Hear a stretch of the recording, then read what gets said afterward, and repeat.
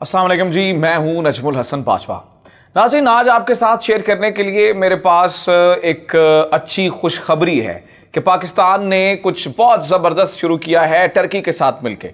Turkey और पाकिस्तान मिलकर एक ऐसा जॉइंट वेंचर करने जा रहे हैं जो यकीनी तौर पर जितनी भी मुस्लिम दुनिया है, चाहे वो भारत में लोग रहते हैं या फिर मलेशिया, इंडोनेशिया, जहां भी मुसलमान रहते हैं, उनके लिए ये बहुत बड़ी खबर है। क्योंकि इससे पहले हमने ये देखा कि जब भी हमें टेक्नोलॉजी की जरूरत पड़ती है तो हमें दूसरों की तरफ देखना पड़ता है, दूसरे मुल्कों की तरफ देखना पड़ता है। लेकिन अब पाकिस्तान और टर्की मिलकर कुछ बड़ा करने जा रहे हैं।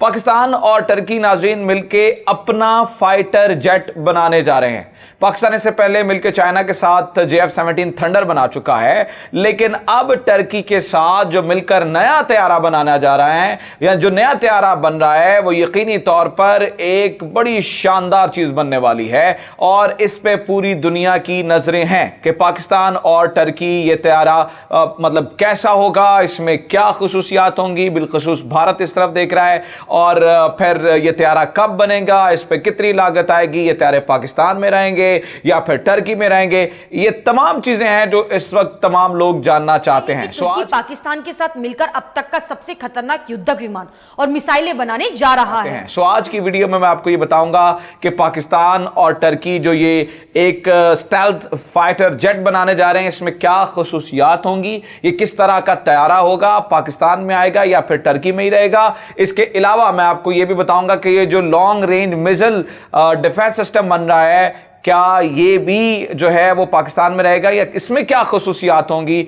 और इसके अलावा ये भी सवाल है कि टर्की पाकिस्तान के साथ ही मिलकर क्यों बना रहा है। मतलब देखें, वो एक ना सिर्फ जो है वो नेटो कंट्री है, बल्कि इसके अलावा उसके और भी बड़े सारे दोस्त हैं। तो पाकिस्तान के साथ ही मिलकर क्यों, पाकिस्तान के पास ऐसी कौन सी टेक्नोलॉजी है जिसका इस्तेमाल टर्की करना चाहता है। सो मैं ज़्यादा डिले नहीं करूंगा, सबसे पहले आपको खबर सुनाता हूं, खबर के बाद फिर मैं आपको इसकी डिटेल बताता हूं कि असल में ये फाइटर जेट होगा कैसा। तो जनाब वाला, ये द वीक ने खबर छापी है और इसमें लिखा है, मैं आपको कोट एंड कोट बता रहा हूं, why Turkey wants tie up with Pakistan to build first big fighter jet of Muslims।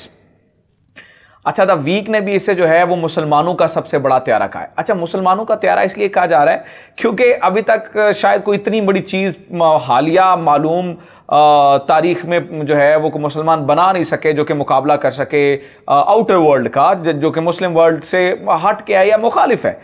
तो जनाबे वाला, ये जो प्रोजेक्ट है, इस प्रोजेक्ट का नाम है TFX प्रोजेक्ट।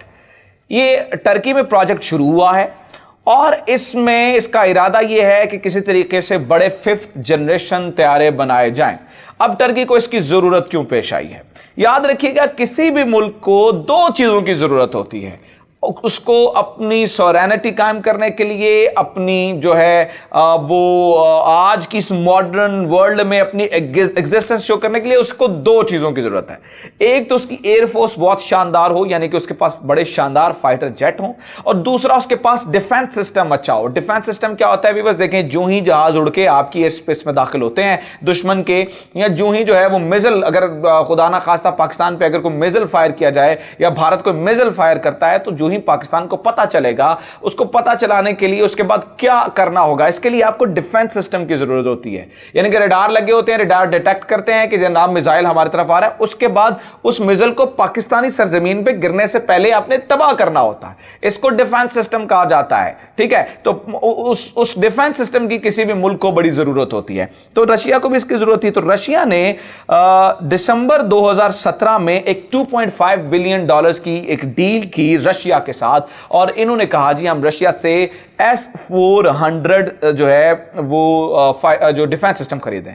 अभी जो S-400 डिफेंस सिस्टम है, आपको मालूम है, ये दुनिया का बेहतरीन डिफेंस सिस्टम है, लेकिन ये बनाता चुके रशिया और इससे अमेरिका को बहुत प्रॉब्लम है। तो अमेरिका ने ये कहा कि जा तुम भाई S-400 जो है वो ये इनसे डिफेंस सिस्टम खरीदोगे, या फिर जो चुके तुम्हें हमने ये F-35 जो स्टेल्थ तैयारे हैं हमारे पास, हमने तुम्हें इस प्रोग्राम में भी रखा है। तो अमेरिका ने ये धमकी दी, या S-400 सिस्टम खरीदो या फिर तुम्हें F-35 तैयारे खरीदने होंगे, इन दोनों में से एक को चूज करना होगा। तो टर्की ने ये चूज किया कि हम S-400 सिस्टम जो डिफेंस सिस्टम है वो खरीद लेते हैं, जो कि टर्की को इसकी सबसे ज्यादा जरूरत है। After the thing happened with in Turkey, जो उनका कू हुआ उसके बाद उनके सारे F-16 तैयार ग्राउंड हो चुके हैं, तकरीबन आधी एयरफोर्स उनकी खत्म हो चुकी है। हालांकि 250 से ज्यादा फाइटर जेट्स F-16 जो है वो टर्की के पास मौजूद है, लेकिन वो नाकारा हो चुके हैं। तो टर्की ने S-400 ये खरीद लिया। अब लेकिन टर्की ने ये चूंकि F-35 तैयारे भी खरीदने थे यूएस से, इसलिए यूएस के F-35 तैयारों से इन्हें हाथ धोना पड़ा, जो कि इंतहाई शानदार आज के दौर के बेहतरीन तैयार हैं। जब टर्की को इन F-35 तैयारों से हाथ धोना पड़ा तो उसके बाद टर्की ने सीरियसली यह सोचना शुरू किया कि अब मुझे क्या करना चाहिए। इसके बाद अमेरिका ने तुर्की पर पाबंदी लगा दी थी, इसीलिए अब तुर्की पाकिस्तान के साथ मिलकर चीन की टेक्नोलॉजी का इस्तेमाल करके खुद के लड़ाकू विमान और मिसाइलें बनाने में जुट गया है। ऐसा माना जा रहा है तुर्की, पाकिस्तान और चीन की इस तिगड़ी से भारत की टेंशनें बढ़ सकती हैं। अब चूंकि ये 2011 से ये प्रोजेक्ट शुरू था, TFX प्रोजेक्ट, जिसे टर्किश फाइटर एक्सपेरिमेंट प्रोजेक्ट कहते हैं। ये TFX तैयारे जो बन रहे हैं, इन TFX तैयारों को 2023 तक कंप्लीट होना था, लेकिन चूंकि इस तरह के मामला बीच में हायल हो गए कि ये जो है वो काम शुरू नहीं हो सका। अब टर्की ने देखना शुरू किया पाकिस्तान की तरफ। पाकिस्तान की तरफ देखने से मुराद यह है कि अगर टर्की पाकिस्तान से मिलकर यह तैयारे बना लेता है तो फिर इन F-35 तैयारों की जिनसे रोक दिया गया है टर्की को अमेरिका से खरीदने की, उसकी जरूरत नहीं रहेगी। और पाकिस्तान भी, व्यूअर्स आपको मैं ये बता दूं, एक प्रोजेक्ट शुरू कर चुका है। इस प्रोजेक्ट का नाम है प्रोजेक्ट आजम। प्रोजेक्ट आजम में, या आजम, प्रोजेक्ट आजम इसका नाम है, और इस प्रोजेक्ट आजम में पाकिस्तान अपने 5th जनरेशन तैयारे बजाते खुद बना रहा है। यह मैं आपको खबर दे रहा हूं। तो टर्की ने यह सोचा कि पाकिस्तान के साथ मिलकर किया जाए। इससे 2 बड़े फायदे होंगे अगर पाकिस्तान के साथ करता है। एक, मुसलमानों के पास अपना बड़ा तैयारा होगा, यानी कि पाकिस्तान भी वो तैयारा इस्तेमाल कर सकेगा और ये टर्की भी वो तैयारा इस्तेमाल कर सकेगा, ये जो TFX जिस तैयारे के बारे में मैं आपको बताने चाह रहा हूं। और ये तैयारा इस कदर शानदार खसूसियात का हामिल होगा। वैसे स्टेल्थ तैयारा F-35 भी स्टेल्थ तैयारा था। स्टेल्थ तैयारा भी ये वो तैयारा होता है जो रडार में नहीं आता है। मिसाल के तौर पर रडार डिटेक्ट करता है तैयारे को और फिर उसे मार गिराने में आसानी होती है। तो जो तैयारा उस रडार को उसको जो है वो आसानी से डिटेक्ट ना हो सके या फिर रडार को धोखा देते, उसे स्टेल्थ तैयारा कहते हैं। तो ये जो नया तैयारा बन रहा है ये भी एक स्टेल्थ तैयारा है जो कि पाकिस्तान और टर्की मिलकर बना रहे हैं। अच्छा, इसके लिए अब टर्की सिर्फ पाकिस्तान से मदद नहीं चाह रहा है। पाकिस्तान के साथ करीब आने का मतलब यह है, एक तो मुस्लिम अपना एक तैयारा हो, अपना एक लॉन्ग रेंज मिसाइल सिस्टम भी हो। दूसरा, इसमें टर्की यह भी चाहता है कि चाइना के साथ जो करीबी, और ये इसी खबर में लिखा है, ये मेरा एनालिसिस नहीं है, मैं इसको आपको खबर पढ़ के बता रहा हूं कि इसमें वो उन्होंने ये भी बताया कि जो चूंकि चाइना जो है उसकी टेक्नोलॉजी अब वो एक as a super power develop हो रहा है। तो पहले सिर्फ रशियन और अमेरिकन जो है वो यहां पर उन्हें अबूर हासिल था और वो टैंक्स और बनाते थे, सबमरीन्स, फाइटर जेट, सब कुछ उन्हीं के पास बनता था। लेकिन पिछले एक खास अरसे से हमने ये देखा कि जो चाइना है वो एक सुपर पावर के तौर पे टेक्नोलॉजी में उभर रहा है।